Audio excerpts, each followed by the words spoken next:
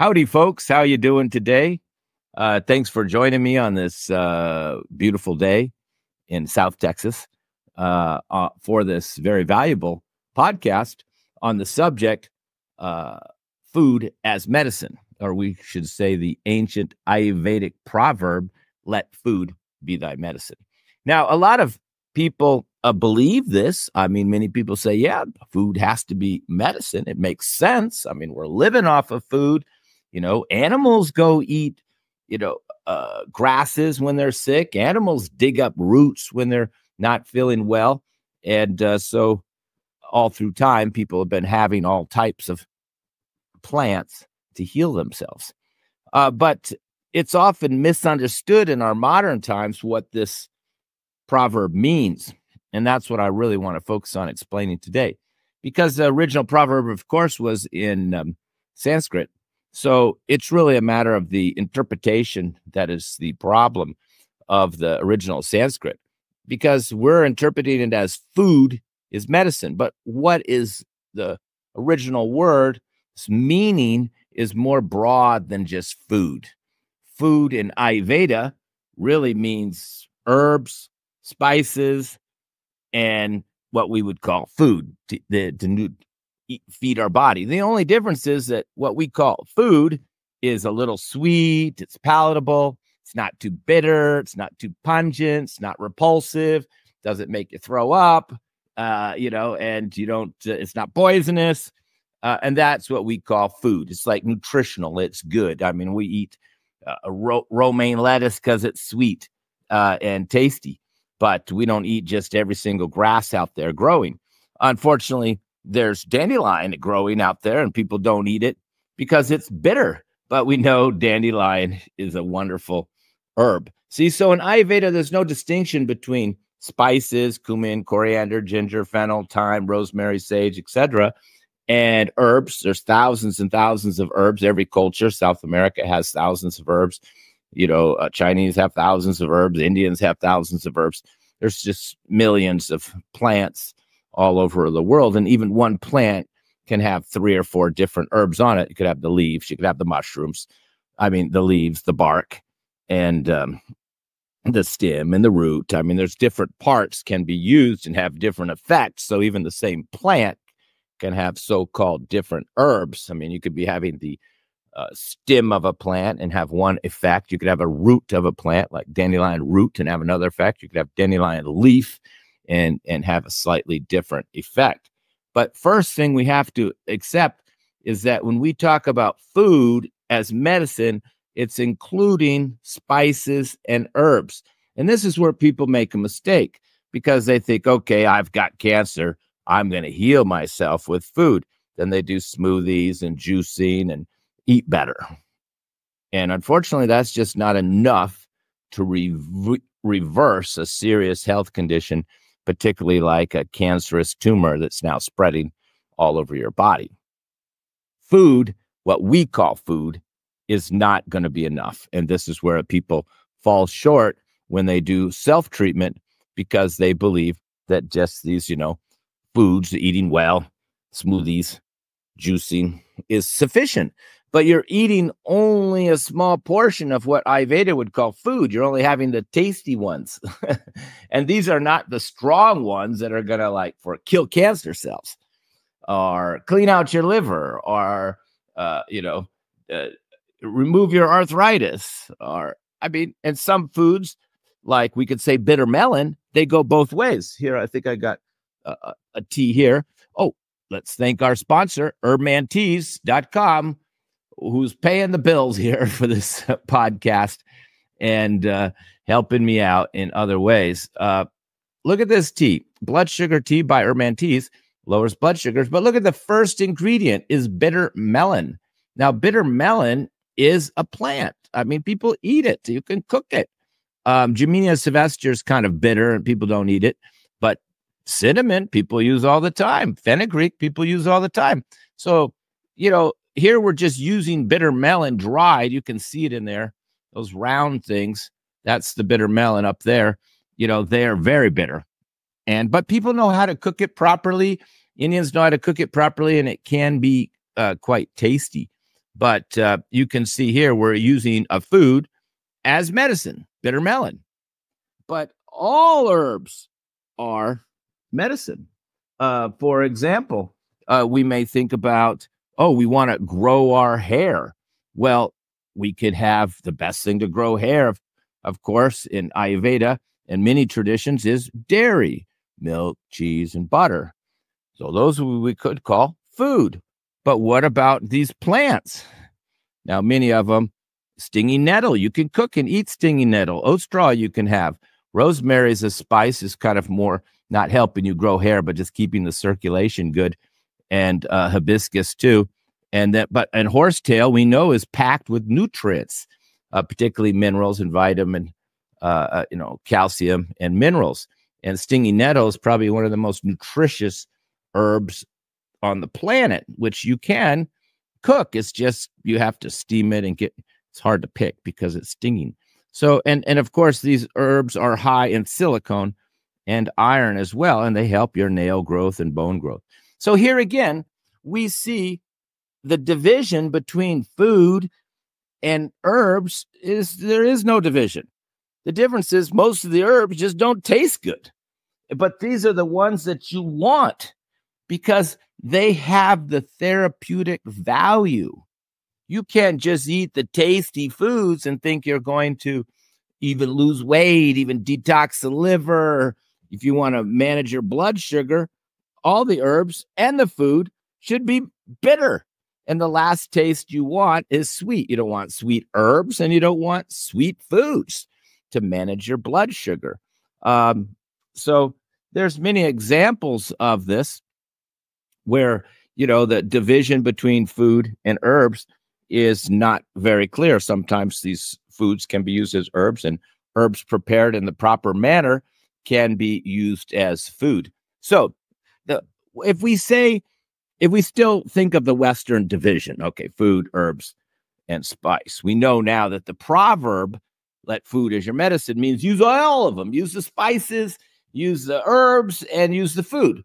But for conversation purposes, we'll still divide them up. What is the difference? Well, spice generally is the tastiest of all of this category. They're even tastier than food. I mean, fennel, coriander, cumin. I mean, it tastes better than most foods, except maybe fruits, because they have a nice flavor. So these are really the best for taste, and they're helping with digestion. It's the spices, but they're not going to reverse many health conditions. Not going to take your health condition backwards. You're not going to reverse your kidney failure with spices. You're going to be having the herbs to reverse. And the food is really, unless you have a degenerative condition like degenerative bones, falling out hair, weakness, fatigue, low body fat, low muscle, low strength, dehydration, all of these type of degenerative conditions, well, then food is what we call food, the yummy stuff, is going to be part of your medicine because you're degenerative. You have weak bones and your hair's falling out. So just herbs isn't enough.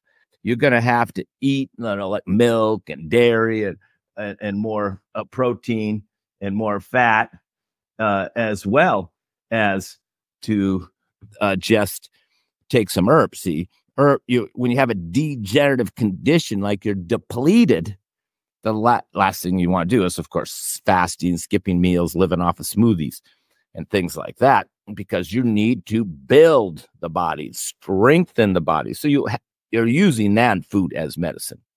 But most conditions, like say you have cholesterol, you may have to change the diet because maybe that's how you got the high cholesterol, the bad cholesterol.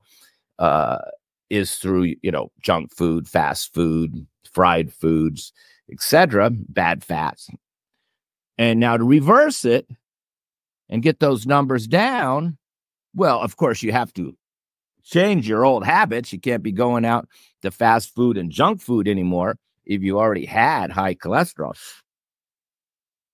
But it's going to be a slow process to reverse it just by changing your diet. You need the herbs, the things that are not so tasty, to reverse it. Excuse me. And here, see, we have a tea here by our sponsor, Urban Tea's cholesterol tea. And see, what it's going to do is improve the liver function. And it's going to help you to reverse the condition. And of course, motherwort's great for the cardiovascular system. Tulsi and moringa are both hot heating herbs that help reduce fats. Same as lemon peel, just like all citrus, helps you lower fat in the body. And then the rest of the herbs, the fenugreek, the turmeric, the ginger, the cinnamon, are just warming herbs. But altogether, this helps to improve, particularly that dandelion, helps to improve your liver function, your breakdown of fat, and helps reverse the condition. So you have to understand that. If you're trying to fix an organ that's clogged, like your gallbladder, your liver, your colon, kidney stones, then, obviously you want to avoid the foods that are making it worse, but stopping those foods will not reverse the condition, at least not quickly. So say you stopped all of your fried food, bad fat habits, you give it 6 months or a year, and you're going to find that your numbers get better and your cholesterol gets numbers improved. But when you take the herbs, you can do it very fast. So the herbs are reversing the condition because the herbal formulas have actions, stimulating the liver, cleaning the liver, improving the kidney function, dissolving kidney stones, etc. Or in this case, Isaac tea, also from our sponsor, urbanteas.com. This is made not just to boost your immunity, but if you're familiar with this Isaac tea, and this is my own version, that's why I call it Plus. This formula is made to kill cancer cells. And guess what? It tastes terrible. I mean, have you ever had wormwood? It tastes terrible. Sheep sorrel, which is a very strong anti-cancer herb known to kill cancer cells, it tastes terrible. I mean, basically, the tea is terrible tasting. Even when I sell it online on our website, it says, warning, the tea tastes bad. But what can you expect? You're trying to kill cancer cells. You think the tea is going to taste good? No. You probably got your cancer from eating too many sweet food, cookies, candy, and, tasty foods. So just like with high blood sugar, you're going to get bitter herbs to reverse that and to drop the blood sugar in your body and to stimulate your pancreas, stimulate your digestion, stimulate your liver. It's the bitter herbs. It's an old saying that says, take your bitter medicine. That's what we're talking about here. Herbs are bitter, but they have actions, but you don't need to take them forever. You're not taking that tea to become strong and have muscles. You're taking that tea, the acai tea, to kill cancer cells. That's its purpose. What food is going to do that? You don't have tasty, sweet, yummy foods that are going to do that. Nothing you put in your blender, your juicing, your smoothie is going to do much to kill cancer cells, with maybe the exception of moringa,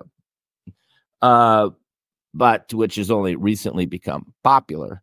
And there are some mushrooms that help with immunity too, but most people are not taking them correctly. I've brought this up before in a past podcast, is that, mushrooms are now a current fad. And, but I will say, when you're shopping for mushrooms, first of all, I would only buy mushrooms from a Chinese person, Chinese herbalist. I wouldn't buy mushrooms from me. Now, if you notice on Urban Teas, I'm using reishi mushrooms, cordyceps mushrooms, but, limited, like my heart tonic. I have reishi mushrooms. I have a drinker's tea to detoxify the liver. I use reishi mushroom. I'm probably going to put a little reishi in my brain tea. Mushrooms are like the icing on the cake. You don't mix 5-6 mushrooms together and then have it with a coffee and call it some type of adaptogen drink. Come on.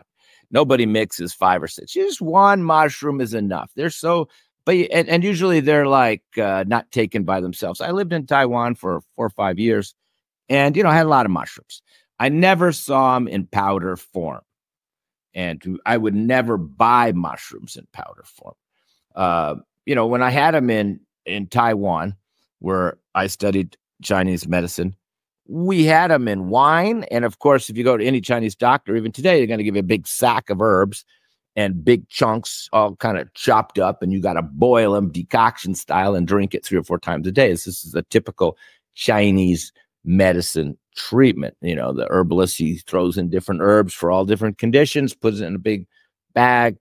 You buy the bag, you go home, you boil it in the morning, then you drink the tea during the day. Of course, there can be more sophistication to that, but that's the gist of it. But the mushrooms are always big chunks. You can see them in there. They're not in powder form, because anybody buying herbs doesn't like to buy it in powder form unless you're, like Ayurvedic herbs, you're using them in powder form. Particularly something like mushrooms, where there can be a lot of adulteration and there can be impurities.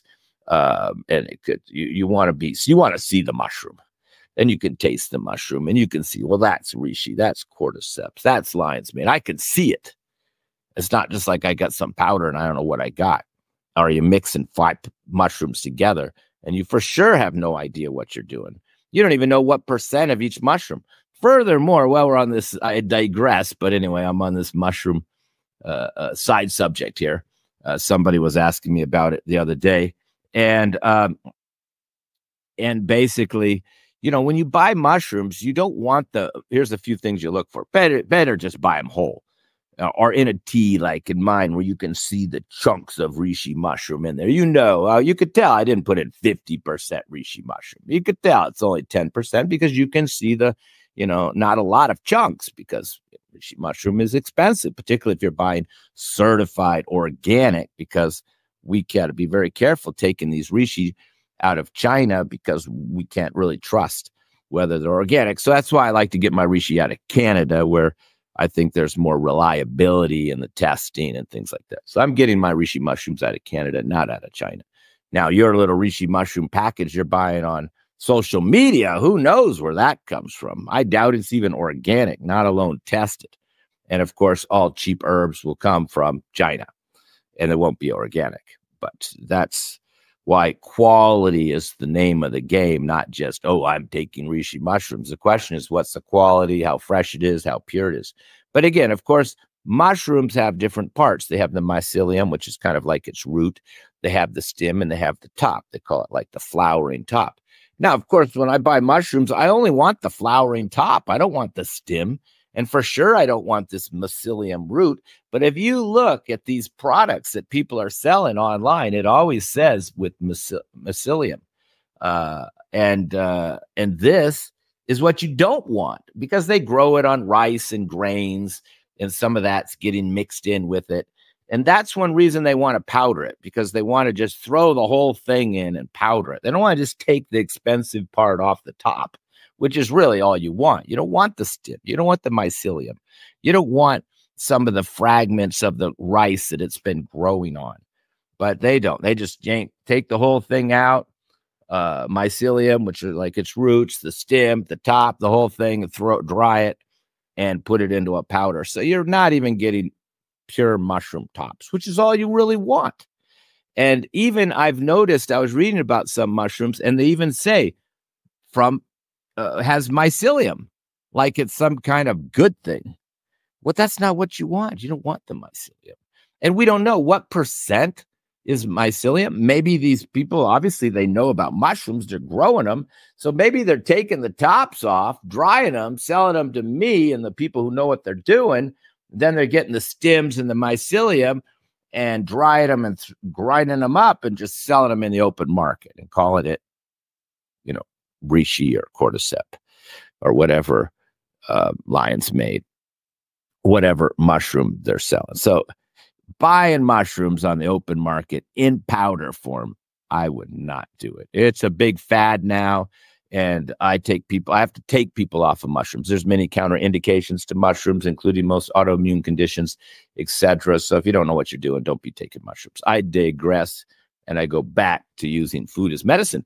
But mushrooms is a good example, because we can eat shiitake mushrooms, and they also have health benefits. So you can see there's really no division between food and herbs, except the food tastes better and the spices taste even better. It's all a matter of tasting good.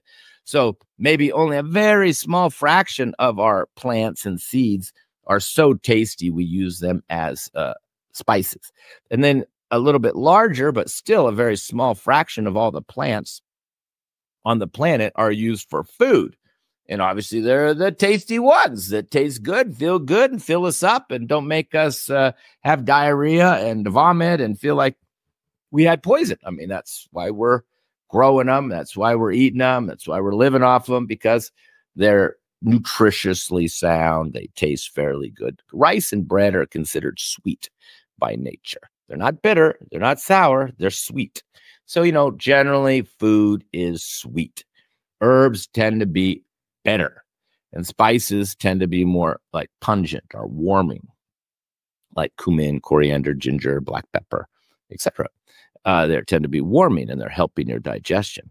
So let me give you a few more examples of this blur between food and herbs. Here's is a good example, a product by, again, Hermantes. This is a building nutritional superfood for depletion, weakness, and low stamina. Basically a Vata person. But look, I've mixed what we would call food with herbs together. There's no distinction to me. Wheatgrass, truly like a superfood. I mean, super nutritious. Dasha mula actually is 10 herbs. Dasha mula, mula means roots, and dasha means 10. But basically, this is a very nutritional formula, dasha mula. Moringa, we talked about that earlier, used as an herb, also can be used as a food. Spirulina is, of course, super nutritious. We would call it more of a food than an herb, but, it's a big, it's a blurry line. And then we got ashwagandha in there, and we got beetroot powder in there, and cumin, cinnamon, ginger, and some kelp and licorice.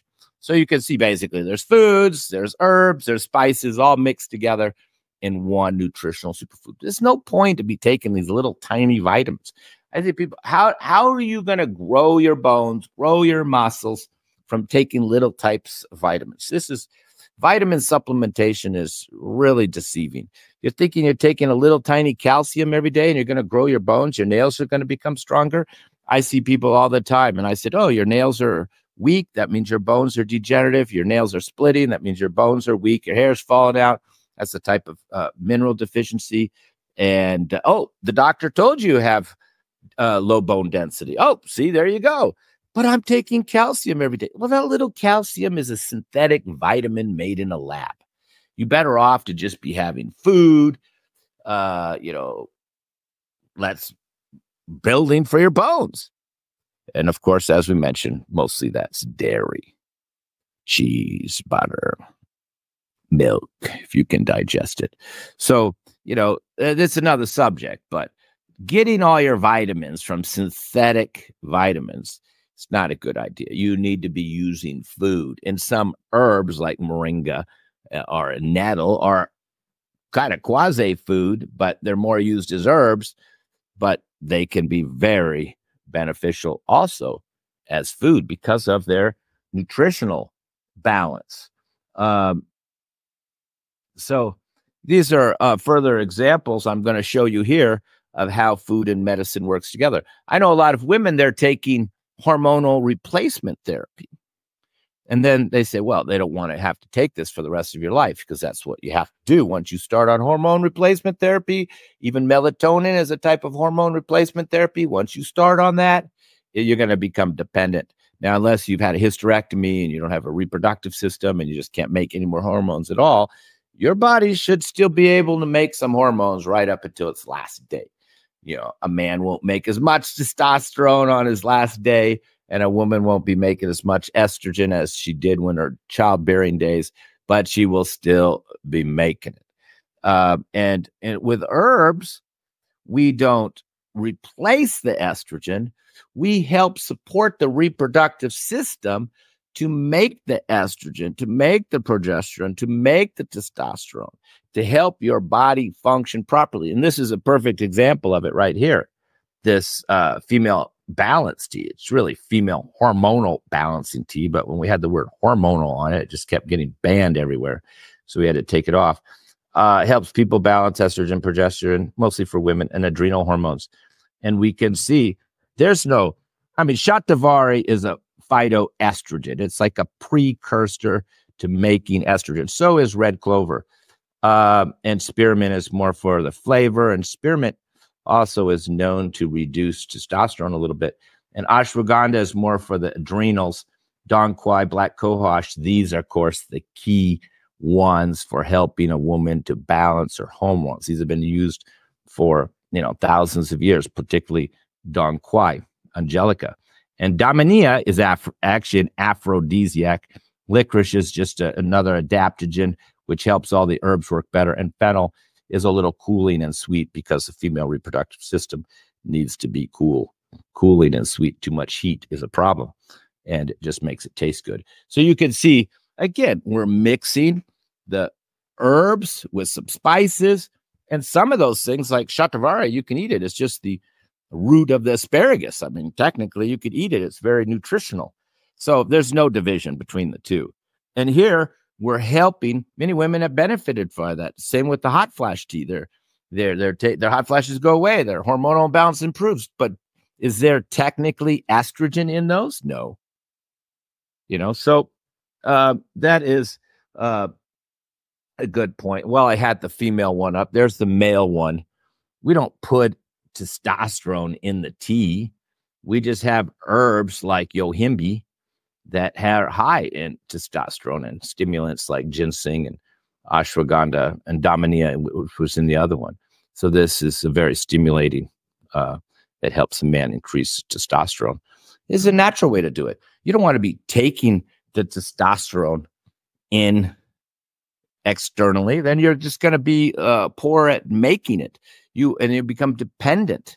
So you want to help your reproductive system to make it. Now, some foods do have phytoestrogens in it, like soy, and some foods do have natural testosterone precursors that help you to build more. So that's why the proper treatment should be a combination of foods, say for building bones, dairy, and calcium rich and mineral rich foods like dairy, and some dark leafy greens, and then the herbs. But remember, the herbs are more specific. And that's another reason why we in Ayurveda, they call herbs food, because what are you treating with the herbs? You're treating an organ and a system in the body.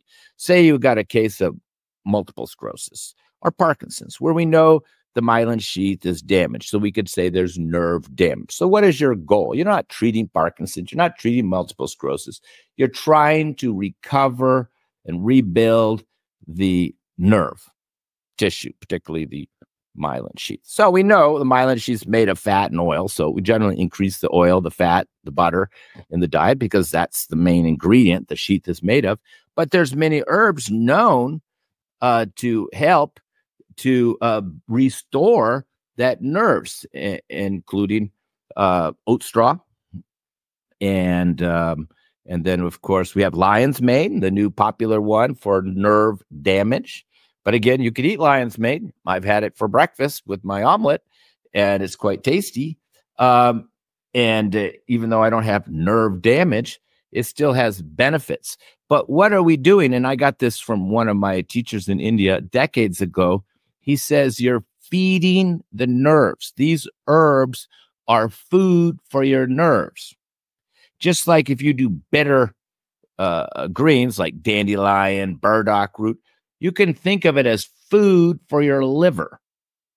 So it's still food. It's just not the tasty food that's going to build muscles and maybe give you a lot of energy. I mean, you eat a lot of dandelion greens, you're probably not going to have a lot of energy, but your liver's going to love it. So and if you just try to live off of, a mushroom, it could be have a hard time. But say you're having a lot of lion's mane, your nerves are going to do it. What you're doing is you're feeding the nerves. You're feeding the liver. Just like if you have a high protein diet, a lot of animal protein and protein powders, what are you feeding? You're feeding your muscles. Now, of course, if you have too much protein, then you can start feeding growths, tumors, cysts, and that. So you don't want too much protein. So if you're low in blood sugar and you're having sweet fruit, you're feeding your blood. Okay, so think of these herbs as feeding organs in the body. So that's how they're like food for your liver, food for your blood, food for your nerves, food for your brain. Many herbs are just good for the brain. We have a Brahmi Rasyana, for example, is made for people with like brain damage, concussions, and things like that. But Rasyana means restorative. So Brahmi, of course, is the herb. Brahmi Adi means some other herbs are in it. Rasyana means it's a building formula. It's not going to be dry. It's going to be with powders, not with powders, but it's going to be with ghee and honey and juices of fruit. So it's going to be a building for the brain cells. But basically, we could say it's food for the brain.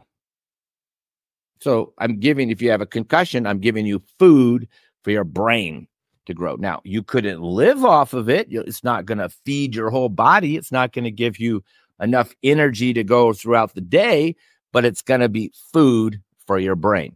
So herbs we could divide in two categories, so like Shodhana Chikitsa, which just mean cleansing and depleting. And then you have Rasyana Chikitsa, which is building. So mostly we've been talking using food and herbs as building, but herbs also have the cleansing properties, and most food doesn't have this. I mean, okay, if you're constipated, you could have a lot of blueberries and strawberries and grapes, and these are mildly laxatives, but they're never going to be as powerful as rhubarb, senna, and carsata sagrada, and these strong laxatives. So even though they don't taste good, you don't need a lot, and they have a powerful action.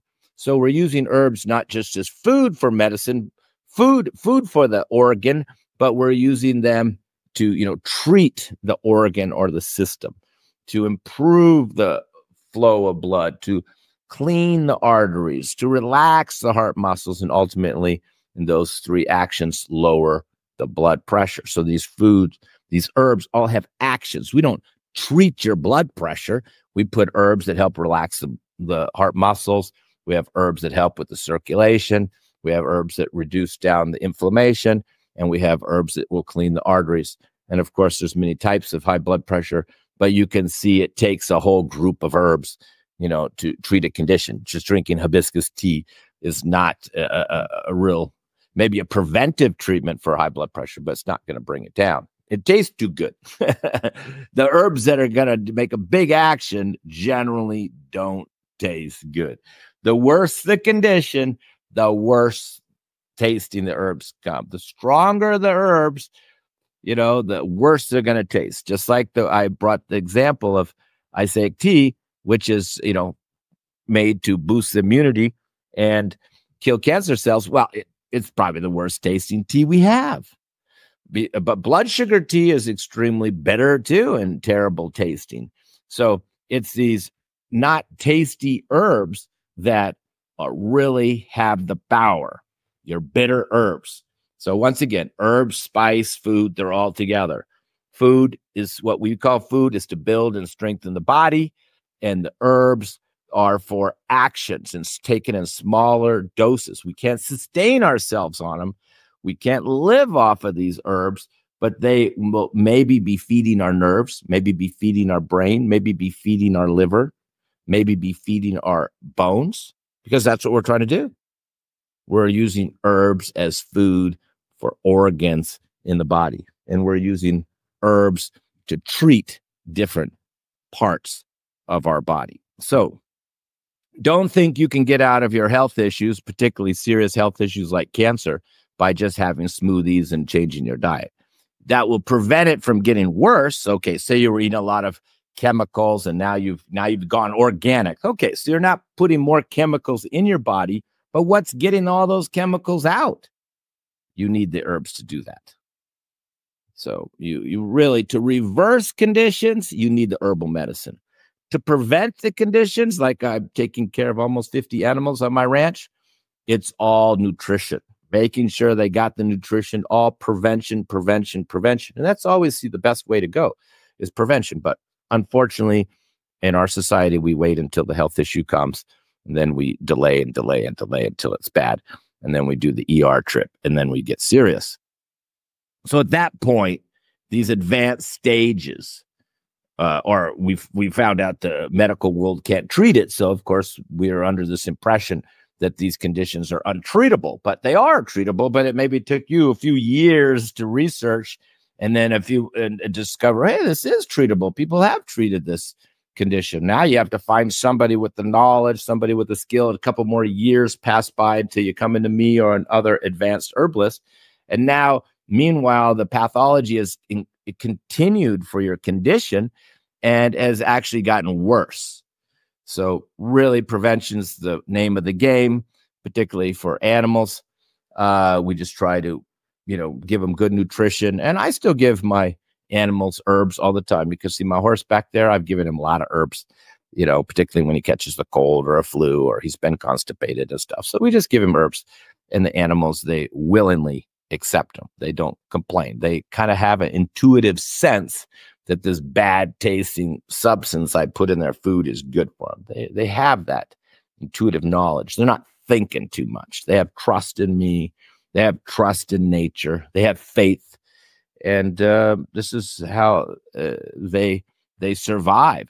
Just like an animal, like a deer in the wild, in the springtime, they'll dig up the roots and start eating the roots, and this cleanses them out. So these animals are doing spring detoxes every spring, and nobody's having to tell them how valuable it is. But of course, they're living off the land, so they're only getting these new sprouts and roots. So, that's what they have to use to survive. They're not able to eat foods out of season like we can. And that's one reason they maintain their health. But anyway, I hope you understand the main gist of what I was teaching here today is that when we think of food as medicine, we're including spices, herbal remedies, and food. And you really need to apply all three. And you can see, if anybody, you or my patients, you can see I talk about spices to improve your digestion. I change your whole diet, and I'm trying to usually strengthen certain tissue or organs in the body with the diet. And then I'm leaving out certain foods that are making your condition worse, which you have to have the knowledge of. And it's not based on nutritional science like antioxidants and vitamin C. This will all confuse you if you think in those terms. Herbalists do not think in nutritional terms. If you see an herbalist and he says, oh, this herb has a lot of antioxidants, well, he's not an herbalist. That's a nutritionist. Now, sometimes we say, okay, nettle has a lot of vitamins and iron, but that's just so people can understand it. But we don't put it in there for that purpose, because we have to know how these herbs work, and we're not using nutrition as the guideline. But it's another subject. I think I could do a podcast on that subject. Actually, it's a good idea to talk about the limitations of nutrition. And don't depend on taking supplements to treat your condition, because those are nutritional supplements, most of which you're buying are synthetic. They're not even organic. And two, you're going to reverse the condition. You're going to need some probably bad tasting herbal medicine. It's not going to taste good. It's not going to be a little tiny capsule. You're going to have to consume larger amounts of herbs to reverse the condition you have. So first step is stop the habit that created it. Like, okay, say you have alcoholic liver. Well, you got to stop the drinking. But then what's going to improve that liver function? Well, no medication can do that. And even just changing your diet isn't going to do that. But herbs can do that. They can take cirrhosis of the liver and improve it. They can take fatty liver and reverse it. So you need the herbs for the reversal process. But you still need the food to keep yourself going. And you definitely don't want to be doing things that will make that condition worse. So that's all I'm doing with the diet. Just kind of keeping your dosha balanced, not making any new health problems, keeping you alive, keeping you going with a bunch of nutritional, from a nutritional point of view, the fat, carbohydrates, protein, all have fiber, all should be, suitable for you. So you can keep going and take away anything that could aggravate your condition, make it worse, just like tomato sauces will make high blood pressure higher, fried foods will make your liver worse, and alcohol will make your alcoholic liver worse. All those have to be removed. but it's the herbs doing the heavy lifting that's reversing it back, which is why you only have to take them for a certain period of time. It may be 2 months, 3 months, 6 months, 1 year, but they are doing the job to reverse your condition. So if you're one of my patients and your condition is not completely resolved, don't stop the herbs halfway just because you don't have symptoms anymore. You got to keep going until that condition or that tissue or that organ or that system is working 100% properly. And unfortunately, I see a lot of my clients, their symptoms go away, no more chest pain, so they stop the heart herbs, but doesn't mean their blood pressure is under control. They stop the blood sugar herbs because they taste bad, but then the blood sugar creeps back up again because the pancreas and the insulin resistance process hasn't been resolved. A lot of clients stop the herbs too soon, and then you're not fully reversing the condition, and then you have the probability of that condition coming back. Okay, ladies and gentlemen, thank you very much. I wish you the best. It's a beautiful day outside. I'm going to go take care of my garden, check out my chickens, my horse, I don't have any goats anymore. I got doves. I got the ducks and cats and my dog, and so some kittens. So I'm going to go take care of all of them, but particularly I want to go work on my garden a little bit. So I'm going to let you go. I wish you all the best of health and happiness.